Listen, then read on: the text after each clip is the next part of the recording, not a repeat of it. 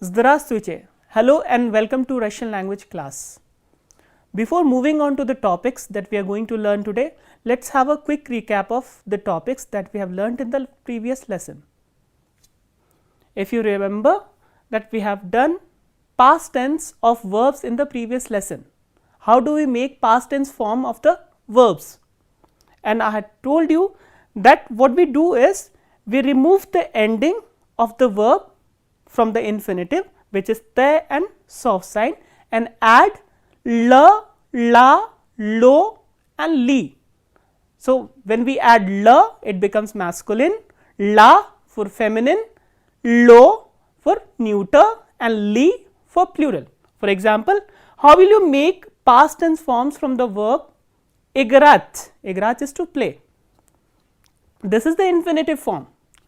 So, you have to remove this te and soft sign and add la, la, lo, li. Igral masculine, igrala feminine, igrala with o ending neuter and igrali. Igrali is plural. The same way, how will you make past tense form of from panimat? Panimat is to understand. So, we do the same thing, we just remove te and soft sign and add la, la, lo and li. So, what will be the past tense forms from panimat? Panimal, panimala, panimala with o ending neuter gender and panimali. The same way smatrich. Smatrich is to watch or to look. And how will you make past tense form from smatrich? You do the same thing, remove te and soft sign and add la, la, lo and li. Smatriel masculine, smatriela feminine, smatriela with o ending neuter and smatrieli plural. Gulyat. Gulyat is to walk. Gulyal masculine, gulyala feminine, gulyala with o ending neuter and gulyali plural. So, this is how we make the past tense form of verbs. The another topic that we had done in the last lesson was a comb and a chum and with plural nouns. So, how do we change the plural nouns in the prepositional case? I have written here one interrogative sentence. A comb on chasta spaminait. A comb on chasta spaminait. Chasta is often, spaminat is to recollect or remember. So, who he remembers about often. So, how will you answer this question using these two nouns? I have written two plural nouns here and you have to use these two nouns while answering this question. A comb on chasta spaminait. A comb, so in place of comb we have to use radicili. What is radicili? Radicili parents. So, how do we change the plural nouns in the prepositional case? We use ach with the hard ending nouns and yach with the soft ending nouns. Radicili, as you can see, it is a soft ending noun. So, we will use yach or radiciliach. So, this will be the answer to this question. And if we have to use this padrugi, padrugi is friends, female friends. So, how will you change padrugi in the prepositional case? Padrugach. Padrugach on chasta spaminait a padrugach. So, he often remembers about his friends, female friends. So, this is all about the revision part. So, we will move on to the topics that we are going to learn today.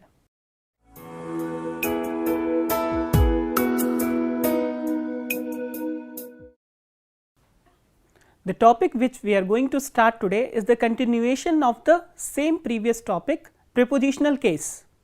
Now, we will learn how do we denote, how do we change the form of adjective plurals in the prepositional case. For this, I have written the nominative plural of the adjectives on one side and their prepositional counterpart on the other. And the question they answer is kakiye in the nominative case that you already know, and kakikh in the prepositional case. I have written a, which is a preposition, for the reference purpose here. So, let us take the first example, novie. Novie is the plural form of the adjective novi, which is new. So, if you have to use novie in the prepositional case, how will you change its form? It will become novich, novich. So, this ye is replaced with h, novie, novich. The second adjective that I have taken is ruskiye. Ruskiye you already know means Russian. So, what if you have to use ruskiye in the prepositional case? How will you change ruskiye? Ruskich. Again we are doing the same thing. We are replacing this ye with h. Ruskiye, ruskich. The next adjective we have is kharoshye. Kharoshye you already know is good. Kharoshye in the prepositional case becomes kharoshich. Kharoshich. Kharoshich, good. The next is a soft ending adjective, sini. Sini, its plural, nominative plural is sinie. So, how do you change sinie in the prepositional case? It becomes sinich, sinich. Sinie, blue. So, let us repeat them once again. Novie becomes novich, ruskiye, ruskich, kharoshye, kharoshich, sinie, sinich. So, let us do some examples where we can use these adjectives. I have given a question here, a kakich zdaniach ungavaril. You know all these words. Zdanie is building. About which buildings he spoke, or he spoke about which buildings? Which buildings he spoke about? So, this is the way you translate the sentence in English. So, how will you answer this question? A kakich zdaniach ungavaril. Ungavaril, a, now you have to use an adjective in plural with zdaniach. So, how will you say? Ungavaril, and if I have to use novi, so it becomes novich. Ungavaril, a novich zdaniach. Let us take one more example. A kakich druziach vi часто вспоминайте. A kakich druziach vi часто вспоминайте. About which friends you always remember. So, you remember about which friends? How do you answer this question? Again you are supposed to use adjective in the plural form in the prepositional case. Я часто вспоминаю о русских друзьях. I often remember about Russian friends. Я часто вспоминаю о русских друзьях.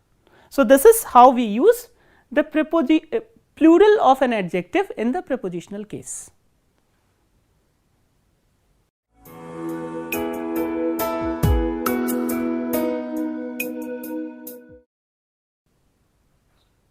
We will now learn two very important verbs, stayat and stoit. Stayat is to stand. For example, ya stayu ds, I am standing here, and stoit, stoit is to cost. For example, how much does this thing cost? So, let us first look at the conjugation. How are they conjugated? So, this is stayat and stoit. Stayat to stand and stoit to cost, and both the verbs are conjugated in the pattern E conjugation. E conjugation we have already done, like gavarit, smatrit and vidit and other verbs. So, let us see how do we conjugate these two verbs. Ya stayu, ya stayu, this is stayat, and the stress is on you, while ya stoyu, this is stoich, stoich is to cost, and if you look at both these forms, you will find the spelling is same. The only difference is the stress. Here the stress is placed on U and here on O. The same way, Ty stoish, Ty stoish. Here stress is on E, stoish. So, when you conjugate stoich with T, it becomes stoish. Again the spelling is same, but stress is different. Stress is placed here on O, while here on E. On ana ano. So, with on ana ano, third person singular number, stayach is conjugated as stait, stait, while stoich is conjugated as stoit, stait and stoit. Again there is a difference in the placing of the stress. Here stress is on E and here stress is on O. With first person plural number me, stayach is conjugated as staim, stayach staim, and stoich stoim. The stress is on E here and stress is on O here. With second person plural number we, stayach is conjugated as staiche, staiche, and stoich is conjugated as stoiche, stoiche. Again stress here in stayach is on E, whereas in stoich stress is on O. With third person plural number ani, stayach is conjugated as stayat, stayat, and stoich is conjugated as stoyat. So, here stress is on O, that is why this ya has been reduced, stoyat, stayat and stoyat. Let us repeat all of them together. Stayach, I will first read out the conjugation of stayach and then move on to stoich. Stayach, ya stayu, ti staish, onana, anu, stait, mi staim, vi staiche, ani stayat. And stoich, ya stoyu, ti stoish, onana stoit, mi stoim, vi stoiche, ani stoyat.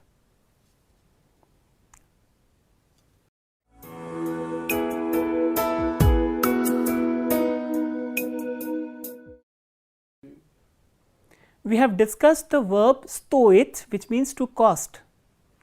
So, now we will learn the construction skolka stoit, skolka stoit. This construction is very common in Russian, and what does it mean? It means how much does something cost. Skolka is how much or how many. I have written here two forms, skolka stoit. Stoit is the third person singular form of the verb stoit, and skolka stoyat. Stoyat is the third person plural number of the verb stoit. So, if you use skolka stoit plus a noun in the nominative singular, it will mean the singular form, which means how much does this thing cost. So, we are talking about the singular thing. But if we say skolka stoyat and plus noun in the nominative plural, it will mean how much do these things cost. So, this is the plural form. So, we have two forms here, singular when we say skolka stoit and plural when we say skolka stoyat. For example, skolka stoit slavar. As you already know that slavar dictionary is singular. Skolka stoit slavar. What does it mean? It means how much does this dictionary cost, or how much does the dictionary cost. The second question here is skolka stoit sumka. Sumka is a bag. So, how much does the bag cost, or how much is the bag? The next is the plural form, the second construction, skolka stoyat ruchki. Skolka stoyat ruchki. How much do these pence cost.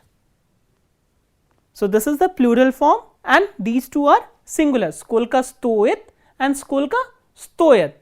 So, now the question is, how do we answer these questions? How do we answer these questions?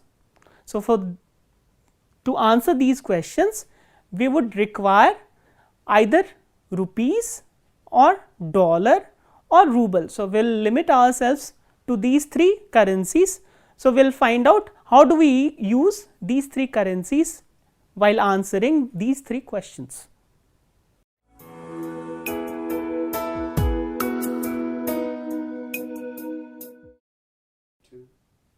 In the previous part, we had discussed the construction skolka stoit and skolka stoyat, which means how much does this thing cost or how much is something. So, the question was, how do we answer this question, skolka stoit? For this thing, even in English, we require a number or an amount plus a currency. For example, if you want to say this dictionary costs 20 rupees. So, you require 20, which is an amount or a number, plus the currency, which is here rupees. So, for this purpose, I have written here three currencies: rupiah, dollar, and ruble, Russian currency. So, to answer these questions, you will have to remember three forms of each currency, and these three forms are peculiar to the amount or the number which are used with these currencies. For example, if you want to say 1, for example 1 rupee, for example, et slavar stoit adna rupiah is 1 rupee. So, for 1 you have to remember that only rupiah can be used with 1.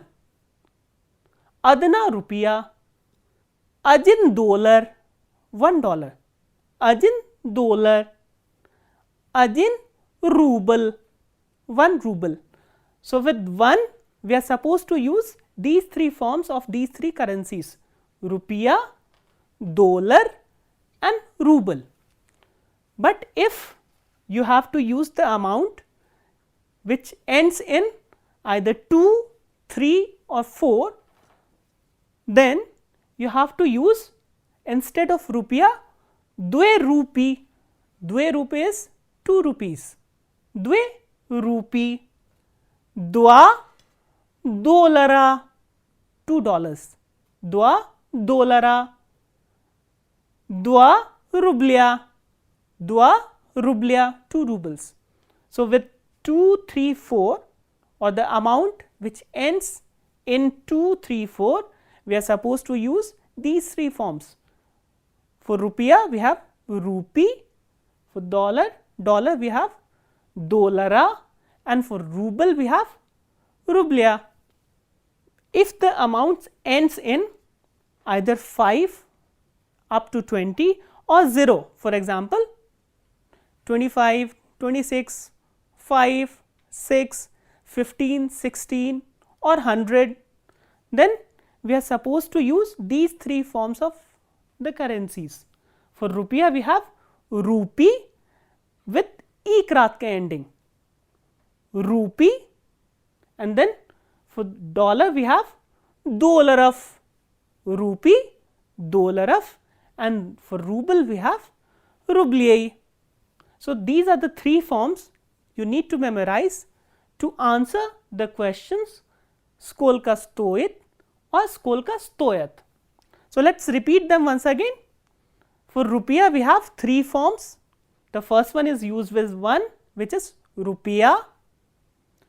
The amount ending in 2, 3, 4, we are supposed to use rupee with E, double E, and the amount ending in 5 or 0 we use rupee with ikrat ke ending. For dollar again we have three forms. With 1 we use dollar, with the amount ending in 2, 3, 4 we use dollara, and for amount ending in 5 and 0 we use dolaraf. For ruble, again we have three forms. With 1 we use ruble, with 2, 3, 4 we use rublya, with 5 to 20 and 0 we use rublei. Rupiah, rupee, rupee, dollar, dollara, dollaraf, ruble, rublya and rublei.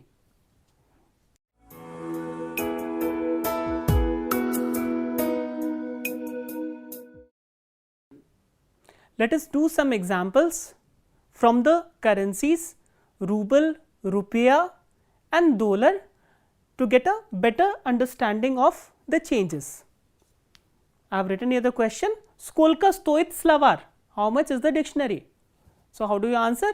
You answer with the number plus the currency. I have written here 11 and you have to use it with dollar.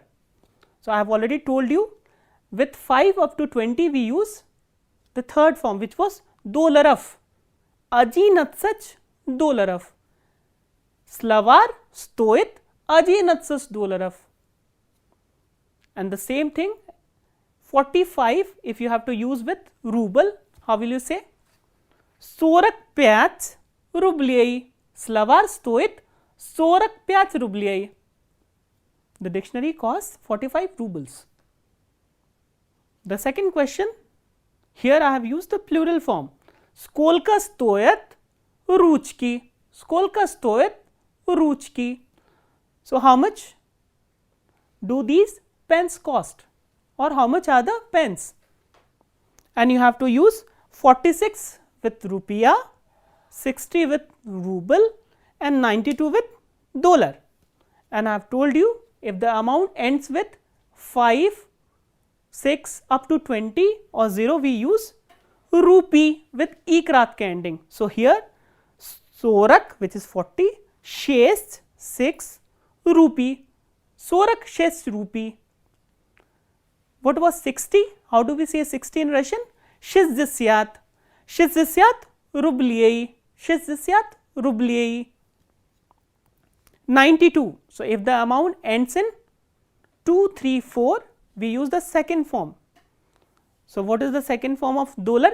Dollara, jivinosta which is 90, dwa 2, 92 is jivinosta dwa dollara. So, aji natsach dollaraf, sorak pyach rublei, sorak shest rupee with ikrat ke, shizdisyat rublei, jivinosta dwa dollara. So, this is how we answer the questions Skolka stoit or Skolka stoyat.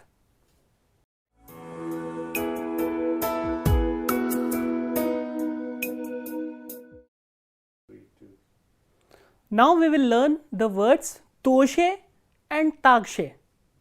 Toshe and takshe, both the words are generally translated as also. However, their uses in Russian is different from each other. So, let us find out what is the difference between their uses in Russian. See, toshe which means also is an adverb, whereas takshe is a conjunction. So, this is the first difference in these two words. I have written here two sentences. Ram smotrit televisor. Ram smotrit televisor. Ram is watching television. Televisor, television. Mohan toshe smotrit televisor. Mohan toshe smotrit televisor. Mohan is also watching television. So, here I am using toshe. Let us move on to the other two sentences here. Alexandr хорошо говорит по-русски. Alexandr, which is a Russian name, speaks Russian well. Он также хорошо говорит по-испански. He also speaks Spanish well. So, here I am not using toshe, I am using takshe. So, can you find out the difference in their uses? See, here the subjects are different. So, when you are making a single statement, about two or more persons or things, we use toshe. But if you are making two different statements about the same person or thing, we use takshe. So, here as you can see, the subjects in both the sentences is one, which is Alexandre, but here subjects are different. So, when the subjects are different or you are making statements about two persons or thing, we use toshe, but if you are making statement about one person or thing, we use takshe. So, this is the difference in their uses. I will repeat the sentences once again, just listen to the sentences carefully. Ram смотрит телевизор. Mohan тоже смотрит телевизор. Александр хорошо говорит по-русски. Он также хорошо говорит по-испански. По-испански – Spanish.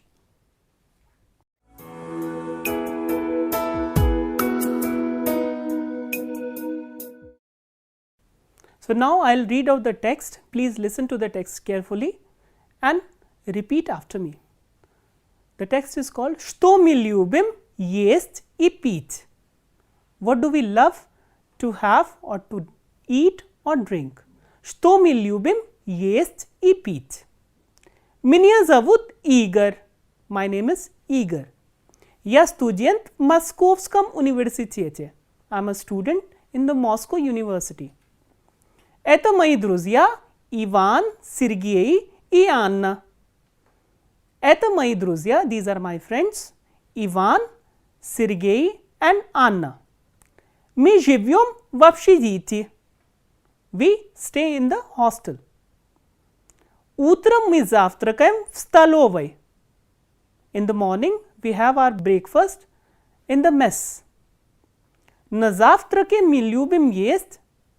На завтрак мы любим есть сэндвич и салат. We love to have sandwich and salad in the breakfast. Мы пьем чай, кофе или сок. We drink tea, coffee or juice. Днем мы обедаем в буфете. In the daytime we have our lunch in the canteen. На первое мы обычно любим есть овощной суп. На первое is in the starters. Starters we usually love to have vegetable soup, овощной суп. На второе рис и овощи. And in the main course we have rice and vegetables. И на третье and in the desserts we have фрукты, fruits. Вечером мы ужинаем в столовой. In the evening we have our dinner in the mess. На ужин мы едим мясной суп. In the dinner we have a meat soup or non-veg soup. И любим есть хлеб, мясо и салат оливье. And we love to have bread, meat and salad. Salad is called оливье. It's a kind of salad. Мы также любим есть мороженое. We also love to have ice cream. Русские блюда очень вкусные. Russian dishes are very tasty or delicious. So, I will read out the text once again. Please listen to it carefully. Меня зовут Игорь, я студент в Московском университете. Это мои друзья Иван, Сергей и Анна. Мы живем в общежитии. Утром мы завтракаем в столовой. На завтрак мы любим есть сэндвич и салат. Мы пьем чай, кофе или сок. Днем мы обедаем в буфете. На первое мы обычно любим есть овощной суп, на второе рис и овощи и на третье фрукты. Вечером мы ужинаем в столовой. На ужин мы едим мясной суп и любим есть хлеб, мясо и салат оливье. Мы также любим есть мороженое. Русские блюда очень вкусные. So with this text I conclude this lesson here. So, what all we have learned in this lesson? First, we have started with the verbs stajat and stojit. Then we learned the construction skolka stojit and skolka stojat, and we also learned toshe and takshe, and the verbs jest, peach and ljubit. So, with this, thank you all. This is all for the day. Spasiba, do svidaniya.